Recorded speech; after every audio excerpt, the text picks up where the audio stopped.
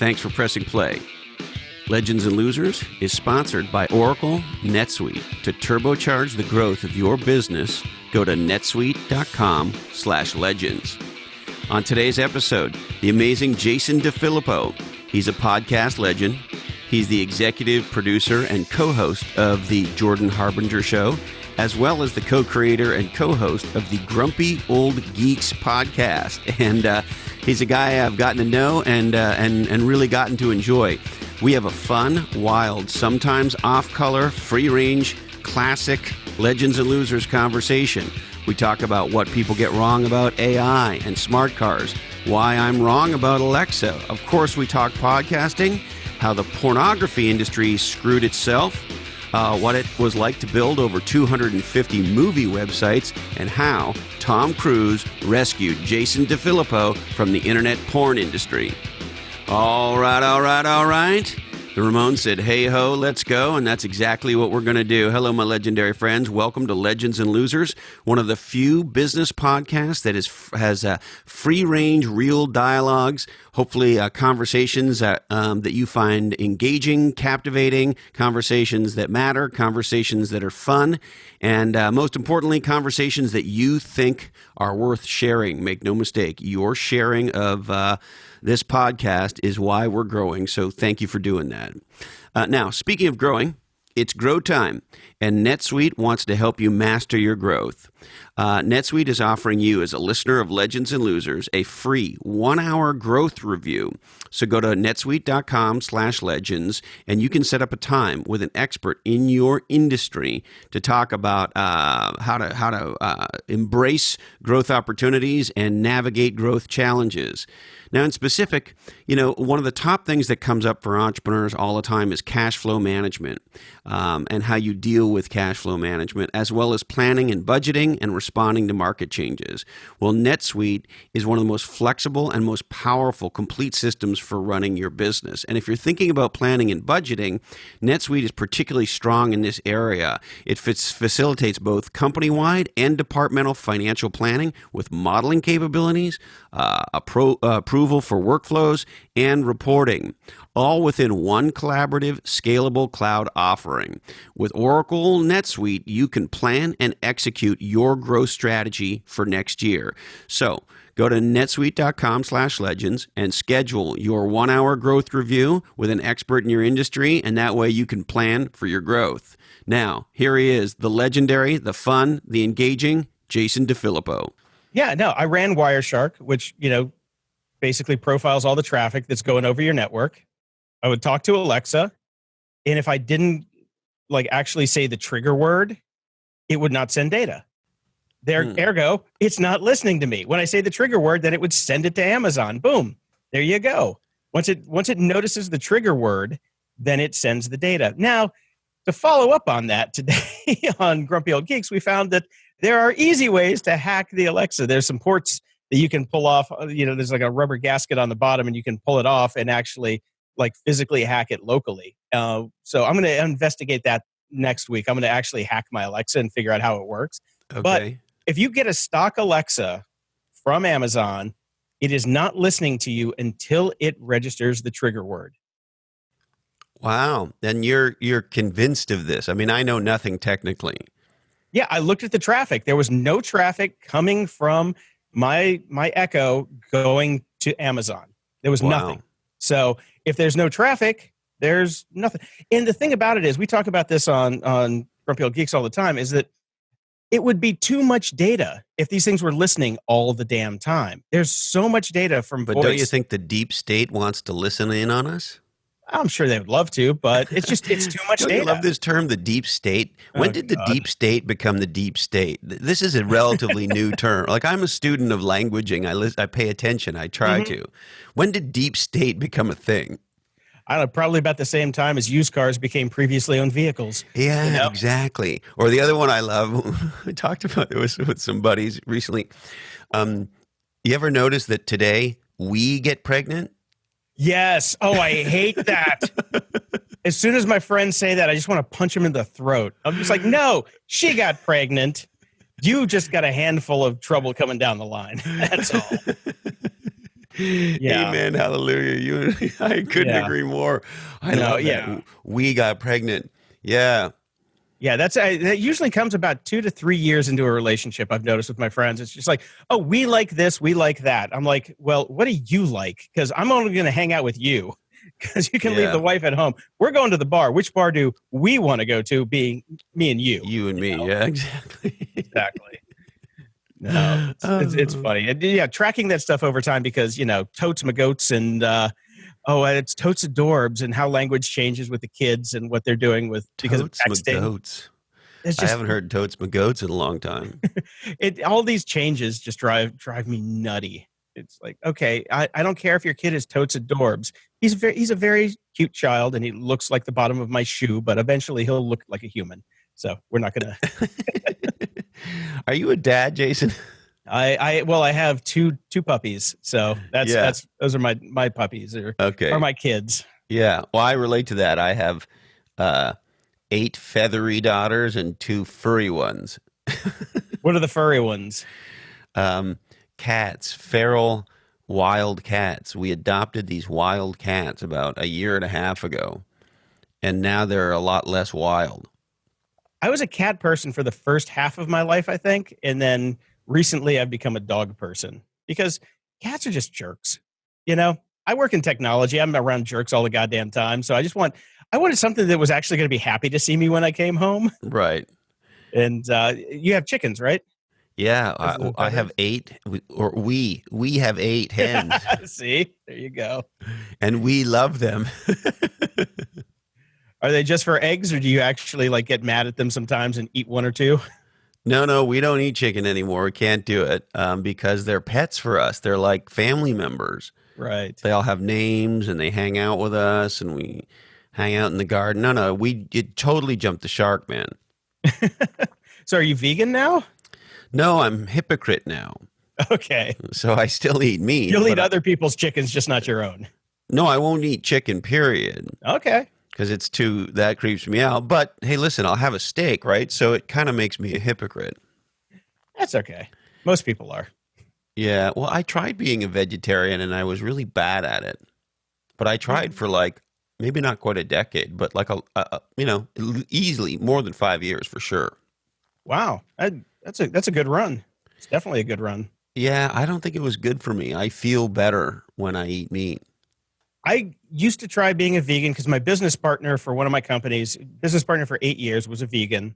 Never, by the way, never travel with a vegan. You want to make the trip miserable. Travel with a vegan. Well, Uh, fuck. Let's see. I was a vegetarian in my uh, mid 20s to mid 30s, somewhere in that window. mhm. And I was traveling a ton back then. And it was way less popular then. And it was almost impossible to eat. And forget Europe, forget Latin America, like forget it. Yeah, it's tough. I mean, I went to Asia with my business partner and his 6 month pregnant wife, who are both vegans. That was a fun trip. It's like, no, Yeah. can't eat there, can't eat there, can't eat there, can't eat there. And then they get hangry and then can't eat there, can't eat there. No. But I tried being a vegan many times and I would get sick after 3 months. I just like get the worst cold of my life every time. It's Yeah. like you need some goodness every now and again. Well, look, different people have different bodies. I mean, I know some Yeah. amazing athletes who are, um, elite athletes who are vegetarians. And so it clearly works for some people, but yeah, it doesn't sound like it works for either one of us. Nope, nope. Give me my steak every now and again. But I'm 47 now, so steak just doesn't agree with me like it used to. I used to be able to eat like half a cow's ass and be fine, and now it's like I have a hamburger and I'm like hungover for 3 days. Wow. I stick Because to fish. that's not the case for me.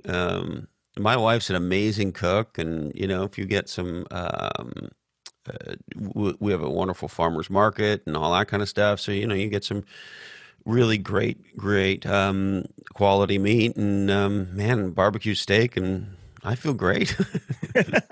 Well, hey, it works for you, man. uh, so, how long you been doing Grumpy Old Geeks now? Grumpy Old Geeks has been around for 5.5 years. Yeah, that's what I thought. It is such a fun show. we, we're the only tech podcast that likes to speak like adults and just call bullshit on everything. After 20 some odd years in tech, it's just like we can see the patterns, and it's like you can't fool us. It's like Penn and Teller's Fool Us, but with a tech podcast and swearing a lot. Yeah, you guys swear a ton. I love that. And you seem to hold back on the Jordan Harbinger Show. I'm not allowed to swear on Jordan's show, so okay. and half the time I'm holding back on Grumpy Old Geeks too. Brian gets mad when I say some things. I've been edited down quite a bit. I have a very sailorly vocabulary. Yeah, you and me both. It must be hard then on the Jordan Harbinger Show. No, I mean, once you get into the persona and you're just like, okay, this is the show we're doing. This is what we're going to do. And Right. you get into it because, I mean, Jordan's show is very science-based and very, mental, and you're thinking about things. It's not like making jokes about blockchain or whatever. Like today we were making jokes about Paul McCartney and John Lennon jerking each other off. I mean, you can't really do that on Jordan's show, but you can do that on Grumpy Old Geeks. Yeah, and what was it? You were making some joke about porn and blockchain on a recent episode I was listening to a couple days ago. I don't know, I can't remember what it was, but I remember thinking, wow, this might be the first time I actually heard somebody talk about porn and blockchain. Well, there's actually another company that came out, with the Spank Bank where you can keep your booty coin.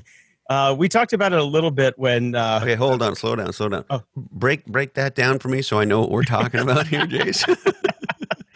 There is a company that was at the Fireside Conference that we just attended, and they were trying to put adult entertainment on the blockchain. And for us, that's gold.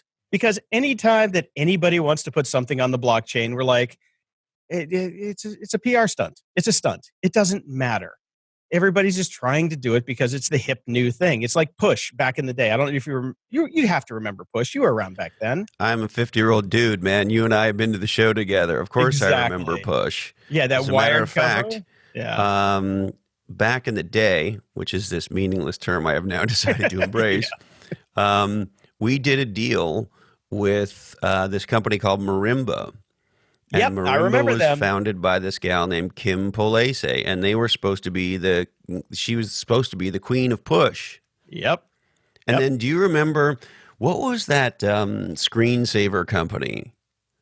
Oh my God, I know the one you're talking about. It was huge for 15 minutes. It was on everybody's desktop, and it was called Push Technology, and it served the news up as your screensaver. What the fuck was that called? I can't remember what that's called. That was the consumer version of Push, and Marimba was supposed to be the enterprise Push. Yep, I remember that screensaver because I was at Paramount doing movie websites then, and the IT department, after one day, shut it down. They're like, yeah, because it was a bandwidth hog, all our right? bandwidth. Yep. Remember, and that was when bandwidth was like seriously expensive, and we were all watching this thing, and it was awesome because this was even maybe pre My Yahoo, because you could tailor it so it would show you. We were public at the time. This thing got viral, and so the fucking stock price could go by your face every 15 seconds. It was like you could really torture yourself with information with this thing. Yeah. Pointcast. Boom. Yes, that's it. Yep, nailed it. Yeah, the Push space was hot for about 6 months. Yep, that's what we see as blockchain right now. So we make fun of it. Really, you think blockchain is Push? I think it is reaching Push levels of bullshittery. Absolutely, not as much as AI is. AI is the top dog in bullshittery right now, but blockchain is definitely right on its heels. Okay, so break down the bullshit in AI and blockchain for me. There is no AI. AI is a bullshit term that people use to cover a multitude of topics. You have machine learning, you have decision trees, you have all of the different stuff. And in this new book that Jaron Lanier wrote, like the 10 reasons to quit your social media account, he lays it out. He's like, back then we made up the term AI, and it's a lazy term for shitty software. And I loved it. He laid it out because it doesn't exist. When we think of AI, we think of the sci-fi novels. We think of general purpose AI that does not exist. And it's not going to exist for a very long time. What it is now is just basic machine learning. It's like, okay, I'm going to take in a random sample of a bunch of noise and figure out what it is. And then when you give me more noise, then I'll try and figure out what that is. Because this is why Facebook hates me, right? Yeah. Yeah. because I like MSNBC, and I like Fox News, and I like InfoWars, and I like I like Ben Shapiro, and I like stuff from all over the place, right? And so it doesn't know what to Yep. do with me. It has no clue what you are. Right? It's not like if you like Sean Hannity and Fox News and InfoWars and like that's all the shit you like, then like okay, it understands that. But when you have too much at either ends of anything, it's completely If you're a screwed up. well-rounded individual, it has no idea what to do with you. That's Yeah, well, I don't know that well, I'm but you like to well-rounded. take in info from a lot of different sources, and then it's just like, oh, I can't put you in a bucket. So that's what it. I think you have to be willing to consider ideas, right? And you can't just dismiss an idea just because at first you disagree with it. How many, I mean, I think about myself, how many things did I think I disagreed with at some point and I have quote unquote evolved on? Like a ton. It's called Yeah. learning. It's called thinking. It's called considering different points Growing. of view. I mean, Yes. that's what it is to grow, And we have this whole like society of filter bubbles now where everybody's in their own little echo chamber and they're not getting out of it. And a lot of it has to do with the algorithms that just send us the things like, okay, I posted this link today.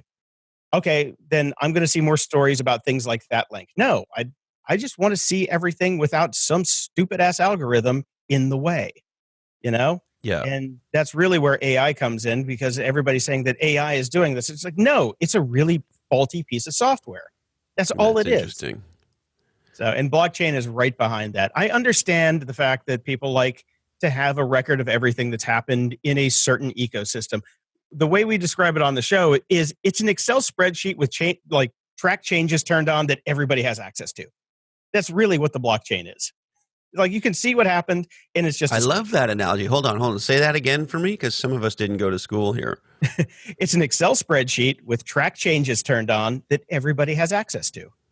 Yeah, and with another asterisk, where the track changes feature was awesome.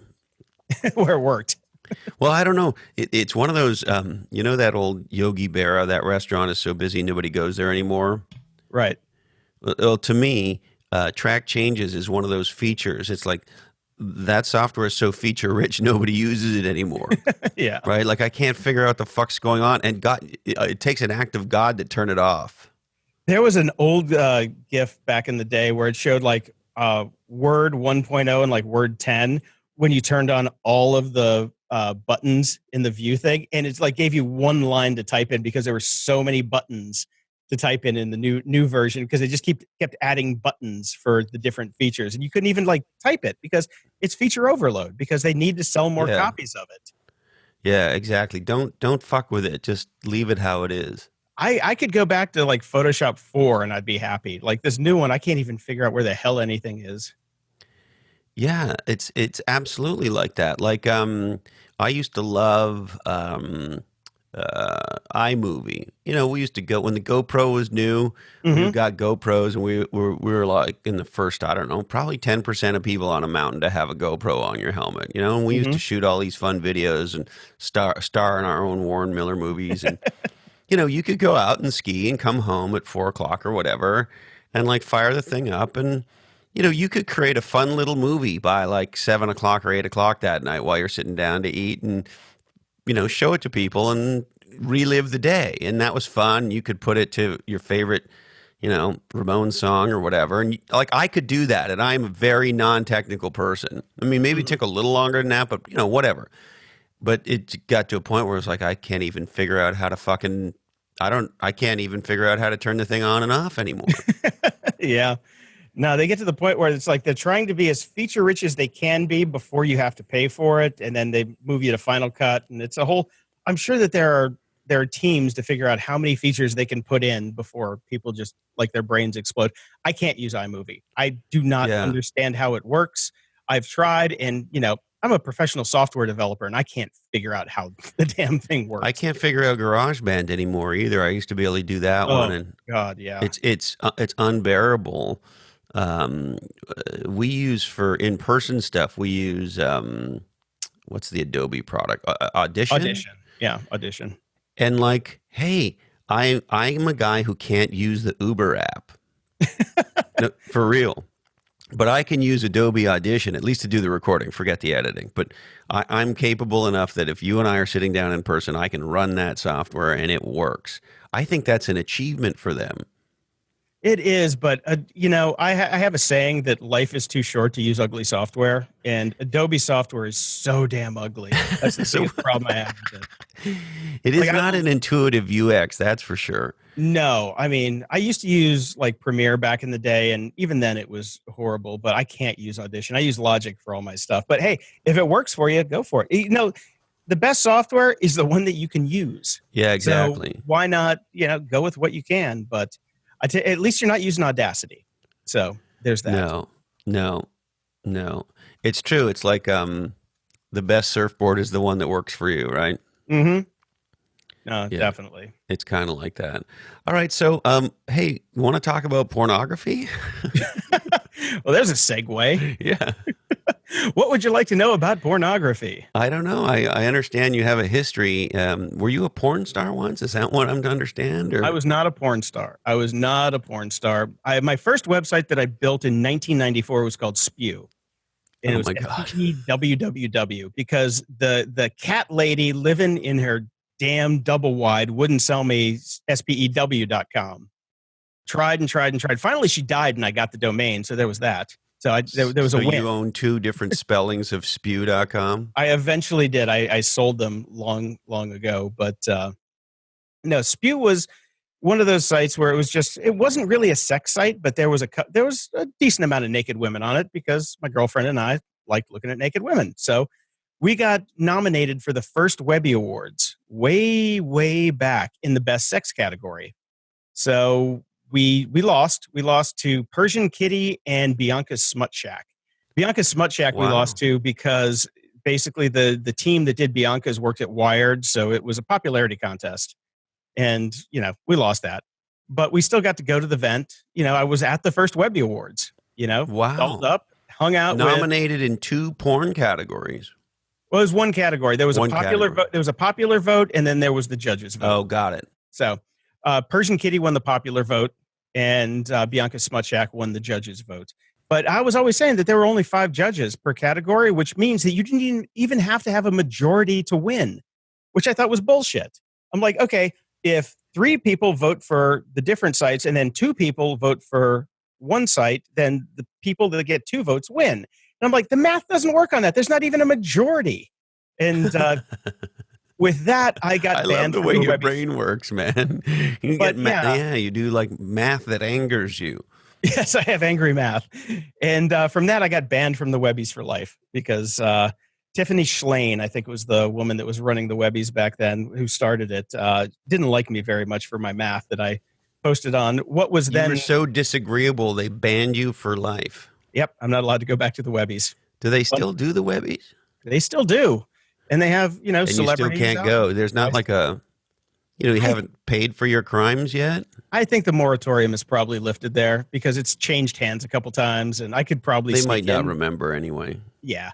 Well, the fun part about that is they've expunged it from the internet. You don't know. If you try to search for it, there is no record of the Webbies ever having a sex category for the first Webby Awards. Oh, wow. They took it out because when they wanted to go mainstream, they're like, oh, we can't have this up there. Wow. So, yeah, we got expunged. So after that, I wonder how many porn web awards are there? There must be porn web awards that happen. I don't know. A thing? I don't actually know. Is there a porn web? I don't. If I Google that shit, I'm going to get very distracted. You're stuck with follow-on ads for a month. Yeah, no, I would avoid that. I'm not going to look that up while we talk. Yeah, use somebody else's computer for that one. Now, so the interesting thing to me about that was, I sort of thought once you do porn, you can't go back. Absolutely not. I did movie websites for a long time.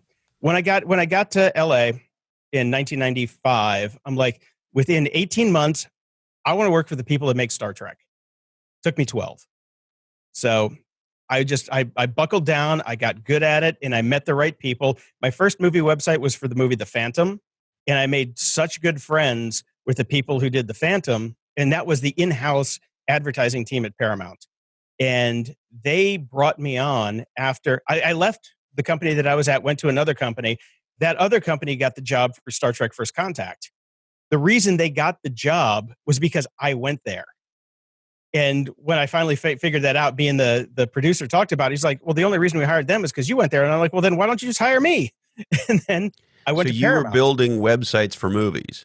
Yes. Yeah. Yeah. My first website was for Epson America. Yeah. So we did, it was printers. And back then they were the OEM for zip disks. Do you remember zip drives and zip disks? Yeah, of course. It was a big category for a long time. Yeah, Epson was the OEM for that, and I built the first website for that and a couple other little ones. But then I went to another company and got into the movie biz, and it just ended up working at Paramount on the lot for a couple years doing just movies.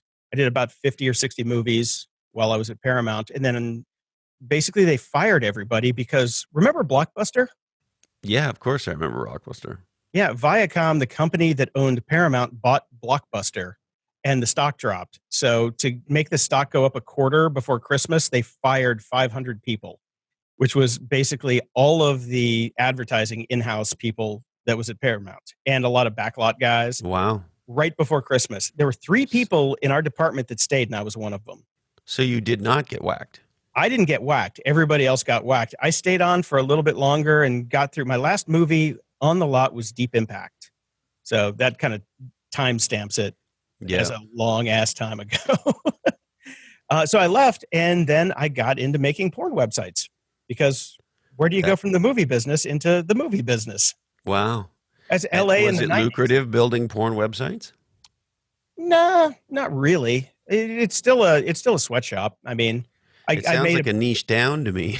Yeah, it pretty much was. And I worked in porn for a couple of years. I did. You're going to love this one. I did transsexuals.com. I did fatgirls.com and a couple other ones because we were big domainers back then. The company I went to was a big domain house. And I originally got the job because I wrote a lot of Perl scripts to get dropping domains. Because this is before like... What's a dropping domain? A domain that you let go. You forget to renew. Uh-huh. So in the old days, you could do a who is and it would tell you when it was going to drop.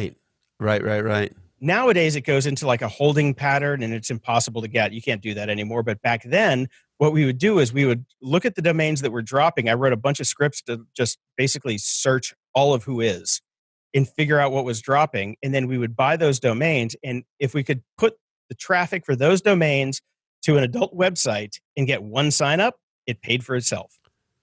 Wow. So it was just... So you would buy whatever generic word, Johnny loves sailboats.com. Yeah. You would buy that and flip it to fatgirls.com. Adultdreams.com was our main portal. Okay. But, so I would think I was looking at sailboat photos or whatever, and then I'm on this adult site. Look, titties. Okay, I'll buy.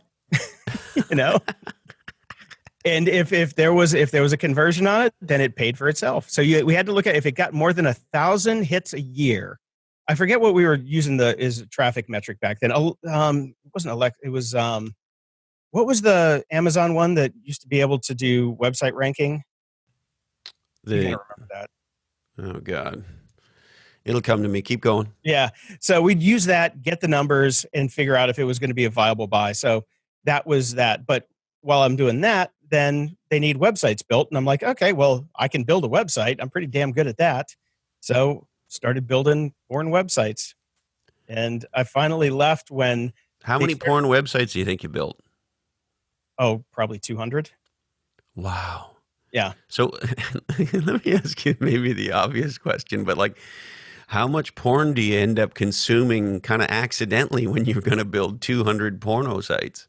Oh, enough to need a psychotherapist. Right. You have consumed a gigantic amount of pornography. It breaks you. It breaks everybody after a while because you're just looking at this stuff all day long. And with transsexuals.com, we had a stack of slides because this was back when we had slides. We weren't getting like CDs or anything. We got slides in.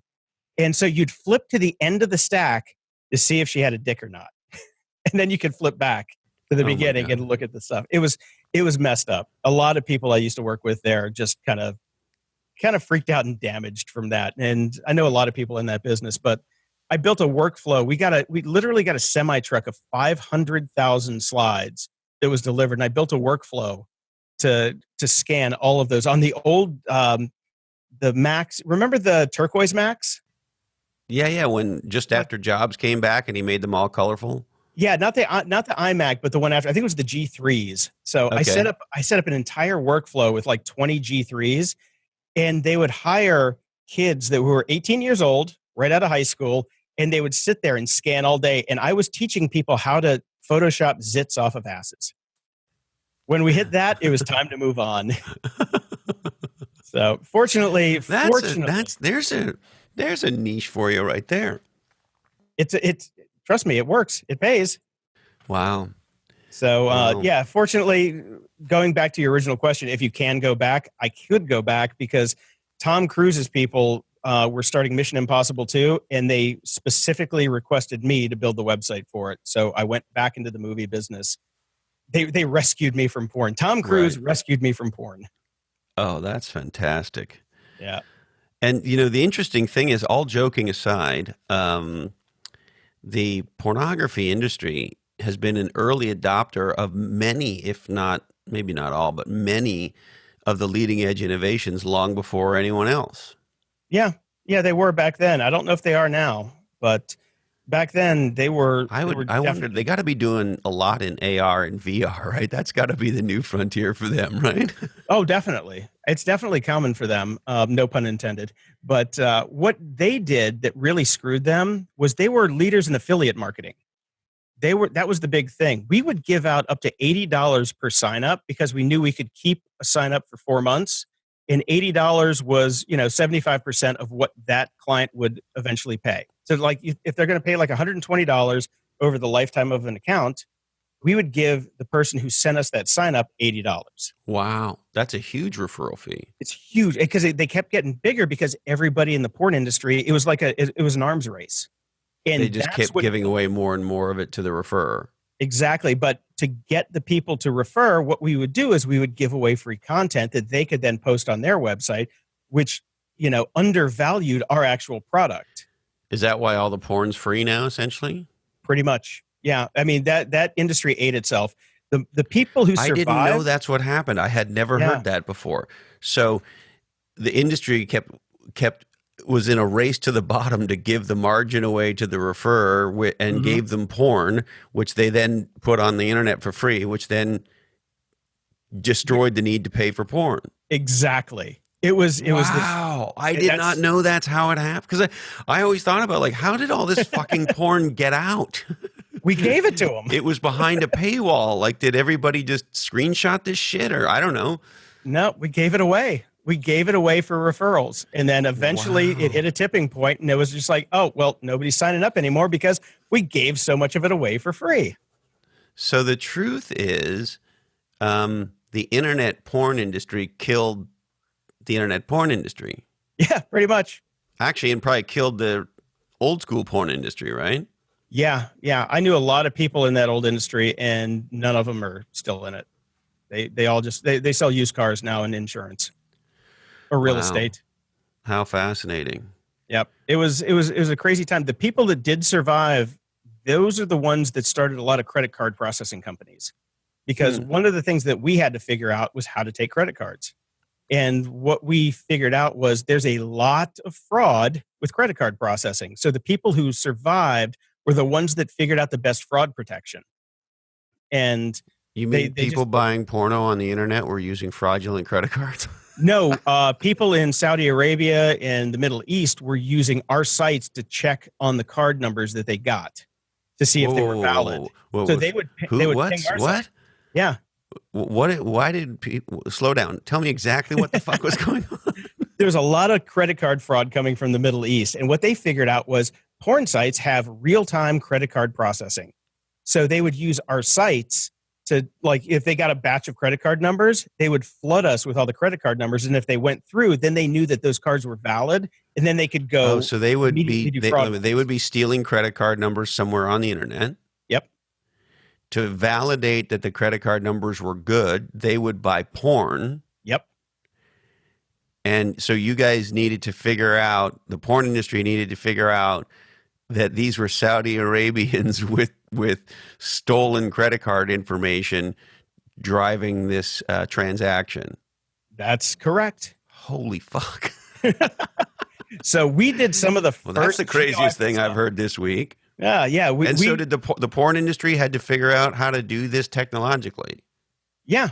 And that's the people that survived and are the ones that figured that out. So we did some of the first geolocation on IP addresses, like back in the day, and figured out where these IPs were coming from. Because now you can go spend $5 and get a geolocation IP database for every IPv4 internet address that's out there.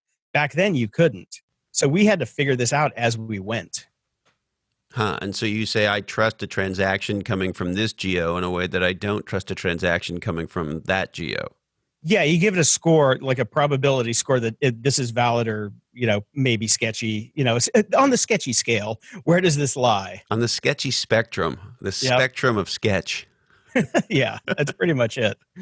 So we did a lot of tech back when we were dealing with porn because it was high transaction volume, seriously high transaction volume. If we did not get a sign up, every 3 minutes there were alarms because we knew something was wrong with the system, with the servers or something. So the whole place. That's how much traffic you were driving. Oh yeah. No, I mean, it was hundreds and hundreds of $1,000s a month. Easy. And is anybody making money in the porno business anymore? I have no idea. I left that long ago. When Tom Cruise called, I left that life behind. That was that.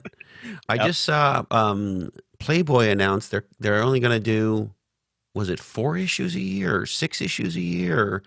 Some very small number. Yeah, they're dead men walking.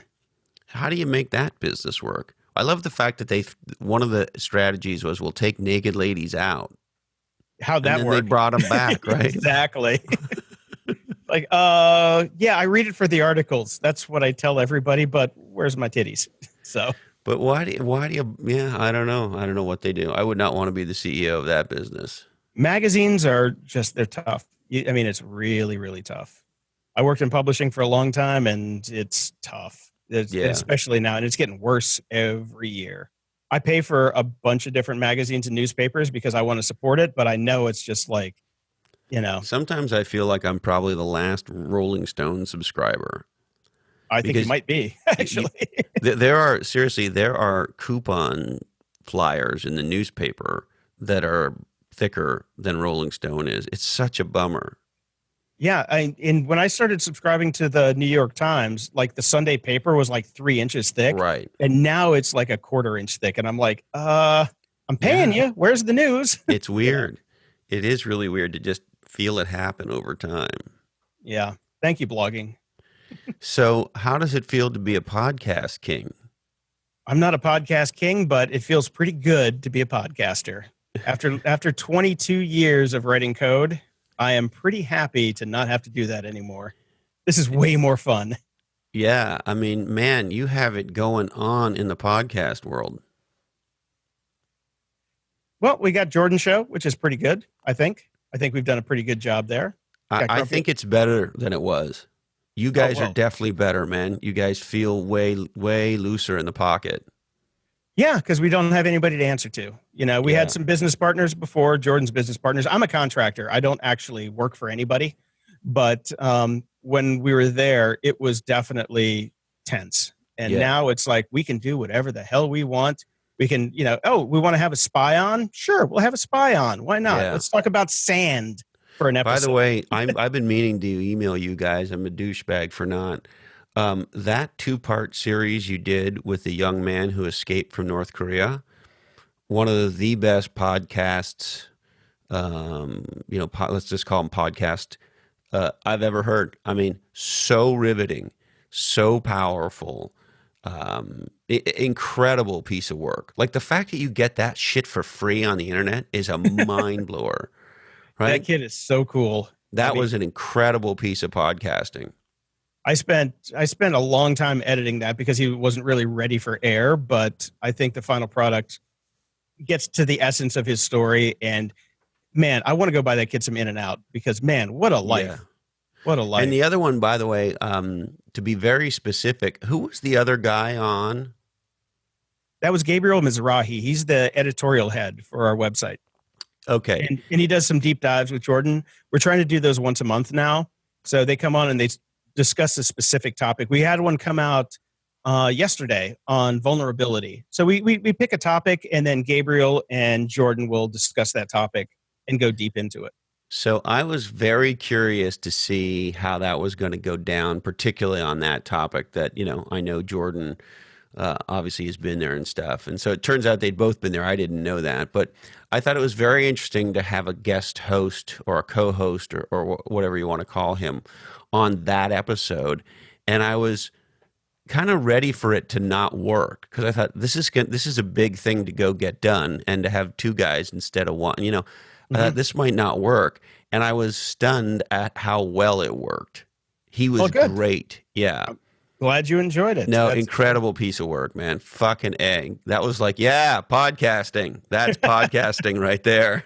Yeah, I mean, it really helps that Gabriel and Jordan have both been to North Korea a bunch of times. And Gabriel's been more than Jordan, and Jordan's been 4 times. I was going to go the last time that Jordan went, but I was working for Kia, and they said, if you go to North Korea, you don't have a job when you get back. So I'm like, man. Yeah. Lost my deposit on that one. Yeah. And what is being a big damn deal podcaster? I'm curious, how has it affected your life? I don't know. It's fun to go out and talk about podcasting to people, trying to get people to listen to more podcasts. But, when I do meet fans, it's pretty cool. When you're a programmer, nobody gives a shit what you do, Okay, you type for a living. You're basically a typist.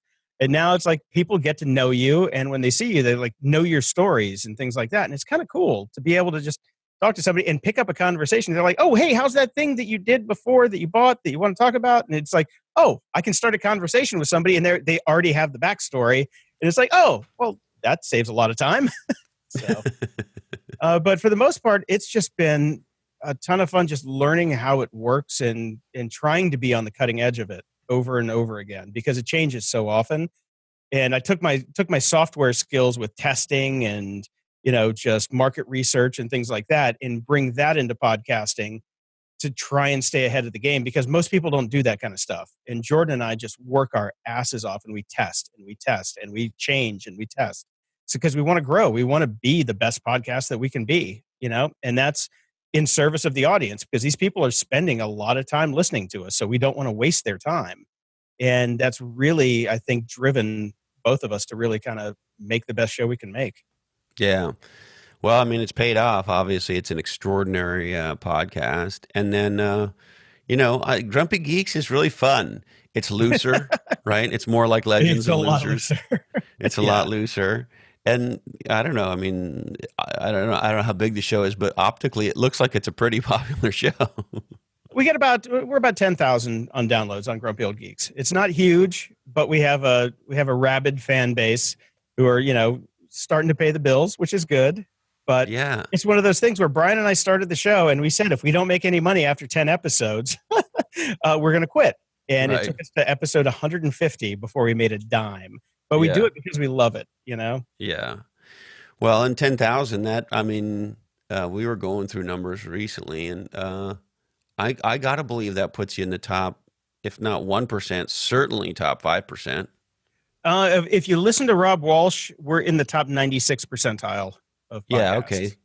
Yeah, so that makes sense. We're getting up there, but it's, so you're breathing. It's funny, because it's category king economics at play. But the other interesting thing, I'd be curious as to what you think about this.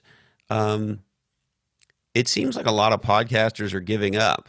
Like, I've heard of some fairly decent podcasts that are, winding down or stopping.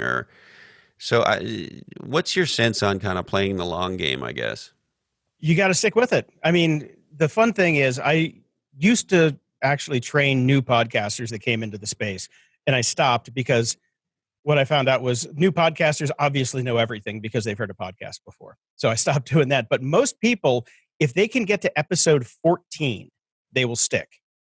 Episode 13 is where most people drop off. I know there was some stats that came out recently that said it was 9, but I found that, if they can get to episode 14, people will stick. But I am so happy that people are dropping off. It's less competition for me, That's exactly it. It's a fad right now. I went through blogging back in the day. I was a blogger before there were blogs, and I'm seeing the same hype cycle happening again. And I'm really happy that the hype cycle is starting to kind of fade down, because a blog is easy to start. Anybody can start a blog. Podcasting costs money, costs time, and most people aren't very talented. Yeah. That's the one thing. And they're not willing to put the time in to make themselves talented. I am not talented, but I work my ass off to at least try and be entertaining. You know, we take classes, we take voice lessons, we take, performance lessons and things like that, just to be better at what we do. And most people will never do that. They think if they can talk into a microphone, they're immediately entertaining because they can hear their voice back from the computer. It doesn't work like that. So all these people falling off, fine by me. Go back to doing what you're doing. Listen to our shows. We are more than happy to have you as listeners. You don't need to be competition, because people aren't going to make money doing this. They're going to lose money. That's the way it works. So, yeah, we had Pat Hyben on, Real Estate Rock Stars. And he said, and I can't do it in his kind of swagger, but he says, yeah, some of these people are figuring out that the juice ain't worth the squeeze. Exactly. Yeah, it's like, okay, I got a Blue Yeti and I'm in a hardwood room and I'm going to just talk about what I'm going to talk about. They don't do editing. They don't do any work on it, and they don't work on themselves or their presentation. And they're just going to, frankly, embarrass themselves, which is kind of a sad thing. I mean, I would love to be able to train everybody, but some people you just can't. Time to go home. It's interesting. I think that an area where there's going to be growth in podcasting is in enterprise podcasting.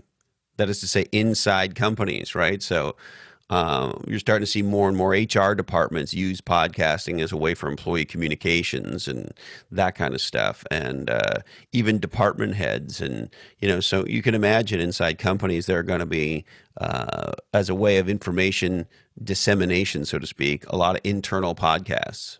I think that's fantastic. It's like the morning announcement when you were in grade school. Like they would come on and give you the news of the day and tell you what's happening, what's for lunch and all that. I love that idea. And if any company wants to hire me to train their people to do it, please send me an email. I'm more than happy to do it, because actually that might be an interesting niche, because I see this as, I don't know, I'm not an expert, but from my spider senses, it's very new.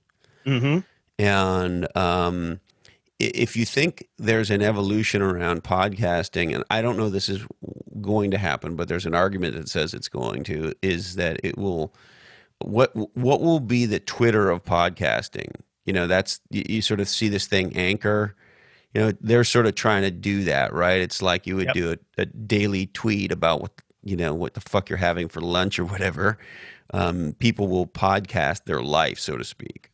Yeah, I don't know about that, because the thing about audio is it just takes time. Like I can read something, I can scan something really fast, but if I have to listen to something, it's really hard for me to just like know that I have to dedicate that time. It's like when you look at it, you see what the timestamp is, and then you're like, I have to dedicate 35 seconds to something that I could probably read in 12. I'm just not going to listen to it. I think that's one of those barriers that's going to get hard to get over, and that's why I don't know if Anchor is really like positioning themselves properly. Also, Anchor doesn't have a real business model right now, which scares me. They don't charge for podcast hosting. They're going to say, at some future time, we may take revenue if we sell you ads. That's a giant red flag for me. And I'm not going to put my work on a platform that doesn't have a business model to sustain themselves. Yeah, I don't think they're trying to attract us, or if they are, I'm not getting it. Well, I got the emails from, they wanted my show. So okay, well maybe they want you and they don't want me. That would make sense. No, they would. I got an email from one of the biz dev or C-suite guys. It's like, hey, you want to move Grumpy Old Geeks over? I'm like, no. Yeah, but why wouldn't you? Would they just put would they take a show that's? I mean, some of your episodes are long. Yeah, I mean, a lot of our old episodes were 2 hours long before we twice a week, but it doesn't matter. They want content on the platform. They're trying to get as many people to listen to Anchor or use the Anchor app as possible. And same with CastBox and a bunch of these other apps. So why wouldn't you go on? It's just another platform. Have you ever moved the podcast? What do you mean move it? Isn't it? Can you do it like another RSS feed? Well, what you have to do is you have to, change your RSS feed. You have to redirect the old one. And every time that you move a podcast, you are going to lose at least 10% of your audience. period. What That's do you going to mean happen move it though? Like when we added Spotify, we just added Spotify. Well, that's a different beast because moving for like we're on Libsyn right now. So our RSS feed is at Libsyn. It's grumpyoldgeeks.libsyn.com. Right. So to go to Anchor, it would be grumpyoldgeeks.anchor.com or some whatever their URL scheme is. That means we have to put a redirect. Got it. So they're not just like a player. They're not just like Stitcher. They want to be a host. So they want you to move your show there. Because I got it. Yeah. Okay. Whole other conversation. Right. Yeah. Because what they want to do, their whole like long-term business plan is to put in advertisements after the fact. They want to be able to inject advertisements in the middle of your podcast. Mm-hmm. Yeah. So that's where they're going with it. So moving a podcast it's one of those things where it's like, if you don't have to do it, don't do it because you are going to lose a chunk of audience, a big chunk. Yeah, no, that makes total sense to me. Yeah. All right. Well, Mr. DeFillippo, anything else before we wrap? I don't know. Any more questions? I'm good to go. I got nothing to do, so we can talk all day. Well, I got one more for you for sure. Sure. What's the biggest thing that you think about the future of tech that you think most people don't get? On a positive side or a negative side? Because I can do one of each. I can go both ways. Let's do one of each. Okay, self-driving cars on the negative side. Everybody thinks this is going to be here in like a couple of years because everybody's doing it and everybody's putting money into it. 15 more years. I think it's going to be 15 years before you can call a car and it will drive you to the store. I absolutely believe that. Okay. Yep. Because there's just there are too many problems with it. I mean, to be ubiquitous. Not, nowadays you can have like, a little bit of self-drivingness, to keep you in the lane, but there's so many variables that go along with it. I always said like all I'm going to do is I'm going to have a backpack with a stop sign on the back. So when the LiDAR sees my stop sign, every self-driving car will stop. I always think of ways to hack the system, and that is one of the ones that you have a diabolical mind. I have a very diabolical mind. It comes from years of software development. Because when you're in software development, half the time you're thinking, okay, I need to make feature A work. And then half the time you're thinking, how are my users going to fuck up feature A by putting in bad data? So you always have to think about the bad things that people are going to do. And that's that's why I'm so happy to be out of software development, because I've noticed my mind has changed. I guess that's true, right? You always have to figure out how could they get this wrong? Exactly. And sometimes intentionally. Yeah, you have to figure out the idiot in the room, but idiots are so damn clever. It's really hard to, engineer around them. Yeah. Okay. And I think that there's a lot of it. I don't know if you ever saw the video. That made you more diabolical than you might otherwise have been. I might have been diabolical before I started, but okay. It was a good thing going into software for that. Did you ever see the video of the guy who drove, or he wrote a chalk circle around a self-driving car and it couldn't get out? No, I didn't see that. Yeah, it's like, okay, here's my self-driving car. It was like a Tesla. It's like, parking assist mode where it come to me, but he just drew a chalk circle around the whole thing, and it just saw the white line and it couldn't get out. And it couldn't. It stayed there. It was like a dog chasing its tail sort of thing. Exactly. It's just like simple things that these people don't think about because security is a secondhand thought. That's fantastic. So 15 years for self-driving cars. Yeah. Things that I'm looking forward to. I love basically wearables. I love my Apple Watch. I love the new Apple Watch 4 with the. Why do you love your Apple Watch? Because it makes me not take my phone out of my pocket a lot. It's like, I can look at your watch. Yeah, and it's like, okay, I know. It's like, okay, I got an alert for this.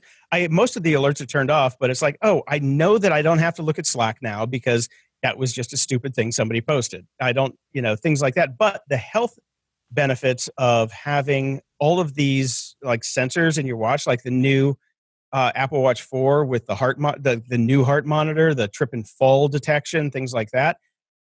It goes back to what gets measured gets managed. I know that's an overstated cliche, but I used to start with a Fitbit and I would walk every day. I had to get my 10,000 steps. And then I moved to the Apple Watch because the Apple Watch is just as accurate as a Fitbit and I only have to wear one device.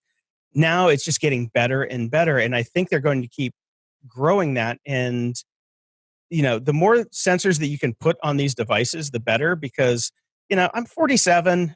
I kind of worry about things like that now. I mean, I'm a nihilist, so I know that we're all going to die alone, misery with, a Swanson chicken dinner in front of us. But I'd like to at least have some fun while I'm here. And this just keeps me When was active. the last time you had a Swanson dinner?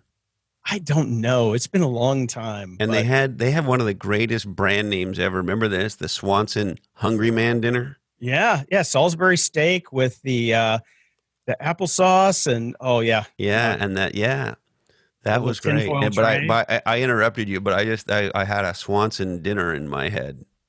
When was the last time you had one? I don't know. I'm going to guess more than a decade. I live with these Italian people. I don't have to tell you about Italian people. Yeah, I'm Italian. But Italians, my Italian people cook. Like, are your Italians cookers? Yep. Chefs? Yep. Absolutely. Yeah, because I live in a world of food. I live in a food paradise. Mm-hmm. Yeah. I started cooking when I was 30, and now it's like I don't eat prepackaged food. I just cook everything myself. So I think the last time I had a Swanson dinner was at my grandparents' house, and my grandfather died when I was 18. So that is 29 years ago. Yeah. And I probably had a Swanson dinner, at least. I don't know if it's that long for me, but it would be a long time. Yes, I live in a very, very amazing food world. It's incredible I'm not 350 pounds. Well, I am, so that's the food side on my side. But not 350, but yeah. No, I love the fact that they're putting so much in these watches now. That is the one thing that I really, really like is the wearable tech.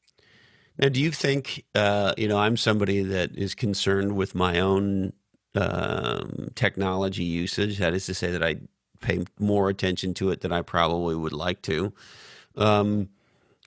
So do you feel like this makes you more addicted to the technology, or do you not care, or do you think about it, or sort of where are you on that?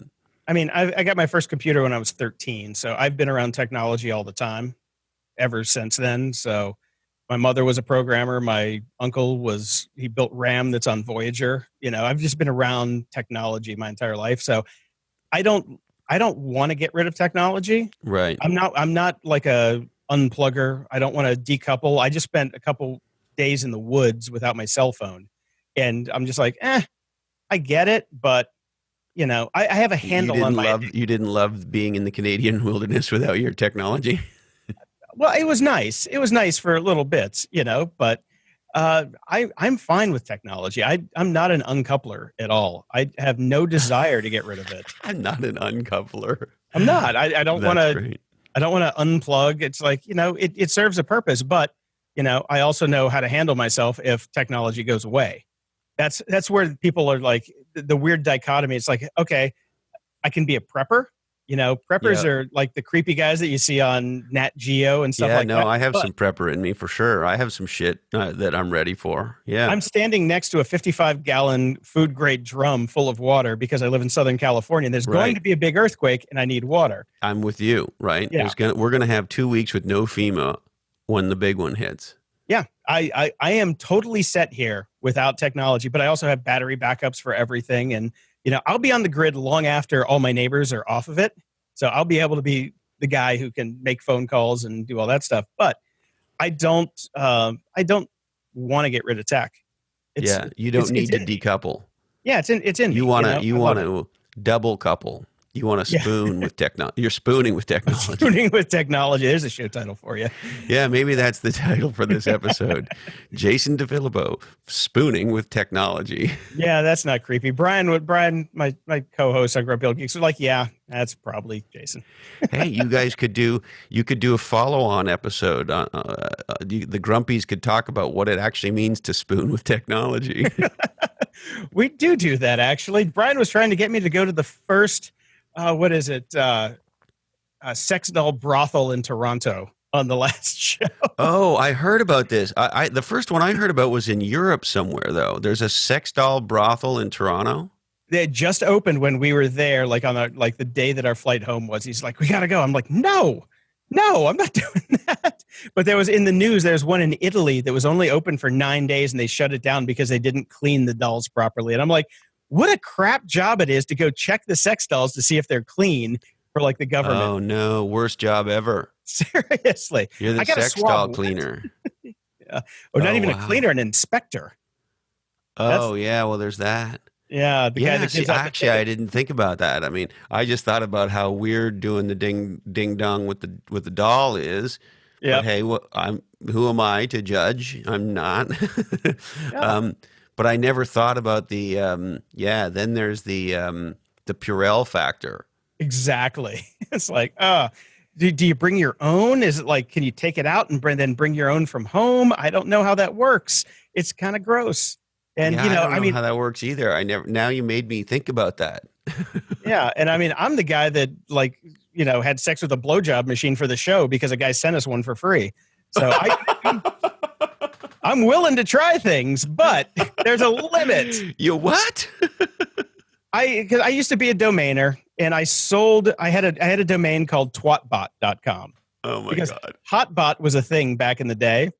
And I was doing stuff in search and things like that. So I made twatbot.com. And 20 years later, some guy wants to buy it. And this is the guy that built a blowjob device called the Auto Blow 2.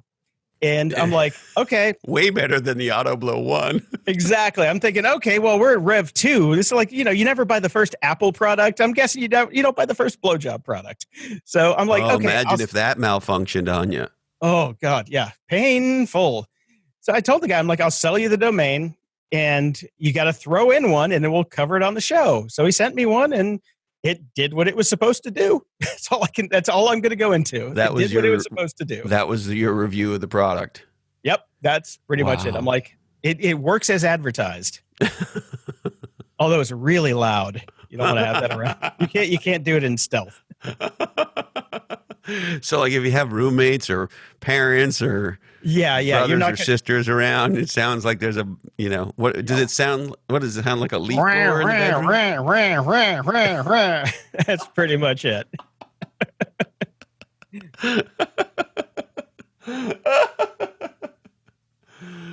Oh, that is fantastic. Maybe that's a great place to land this. Great. Jason. Let's man. Leave them on blowjob machines. Yeah, exactly. Always leave them wanting one more sex toy story. Well, thanks for coming on, Jason. You are awesome. You are outrageous. You have stories that are hard to. I was going to say compete with, but I don't really mean it that way. But just hard to imagine. Yeah, long time in the business, long time in LA. You acquire them over time. I guess. You put technology in Los Angeles together, and lots of weird shit's going to happen. Ain't that the truth? Well, I hope you'll come back, and I'm a huge fan of what you guys do on both podcasts, and it's been awesome hanging out with you. Definitely awesome. I can't wait to do this in person next time. Yeah, you bet. Stay legendary, brother. You too, man. Whew. All right. Well, I hope you loved that conversation as much as I did or do. And I want you to know that you sharing the show, you telling your friends about Legends and Losers, and you posting these episodes on social media make the biggest difference. So if you want to help us, if you care about what we're doing here, and most importantly, you want us to keep doing it, then please share the shit out of this show. If you have any questions for us, you can email us at blackhole, all one word, at legendsandlosers.com. And speaking of legendsandlosers.com, why not check it out? We spent what felt like an intergalactic amount of money pretty recently upgrading our website. So check out legendsandlosers.com. And while you're there, you can sign up for our email list, and that way you will never miss any of the hilarity. All right. We would like to thank the Grumpy Old Geeks podcast, starring our friend and guest on today's episode, Jason DeFillippo. And this podcast has one of the funnest taglines ever. The tagline is, "What went wrong on the internet and who's to blame?" Check out GOG.show. And speaking of podcasts that I love, the Jordan Harbinger Show with Jason DeFillippo and Jordan Harbinger. Check it out at jordanharbinger.com or wherever you get great podcasts. Equity Directory, the invite-only network for people who work in the startup ecosystem. If you're a startup founder and you're looking for people, or if you're somebody who wants to work with startups and is willing to do that for primarily equity, check out equitydirectory.com. The number one bestseller from Heather Clancy and myself, Niche Down, How to Become Legendary by Being Different. Why not pick up a couple copies today? OneLifeFullyLived.org. Dream, plan, and live your best life at OneLifeFullyLived.org. Bixen 2. This is Joe and Bixen's company. They're amazing. And if you want to hack the future to produce the outcomes that you want going forward, check out Bixen2.com. One of my favorite books from one of my favorite people, Dushka Zapata. Check out Someone Destroyed My Rocket Ship on Amazon. And GrowWire.com, what legendary entrepreneurs and people who want to grow themselves and their business are reading. Check out GrowWire.com. Heather and I blog there, as well as lots of other smart people. Check it out. Our good friends in Australia, if you want to do legendary marketing in Australia, check out Rapid Media at rapidmedia.com.au. And the incredible folks at Kiva.org. This is the nonprofit helping small e-entrepreneurs in the developing world with microfinance loans. Check out kiva.org. All right, I need to remind you that today's information is provided to you solely for informational purposes, and this oddcast is a sole property of the Legends of Losers Oddcast Network, and we would love it, and we would love you just a little extra if you shared it right now on social media. Now, I must warn you, the information contained in this oddcast should not be taken without the express written consent of a medical professional. And please understand that the creators, producers, and sometimes guests on this podcast may have been consuming libations and cannot be considered reliable. In the event of a 4-hour erection, please call someone who likes you. Be nice to your dad. Support your local podcaster. Buy John's Crazy Socks at johnscrazysocks.com. Please tell 2 people you love about 2 podcasts you love. If you have friends that aren't into podcasts, what we know is it can be hard. It can be daunting for new people to get into the experience. So maybe sit down with them, help them with their smartphone, and get them hooked up with 2 legendary podcasts. All right. Thank you, Dandy Candy. I love you, Mom and Dad. And hey, Colin, this oddcast really ties the room together, doesn't it? Our deepest apologies today go to Marcus Rust, CEO of Roseacre Farms. Sorry, Marky. We just ran out of time for you.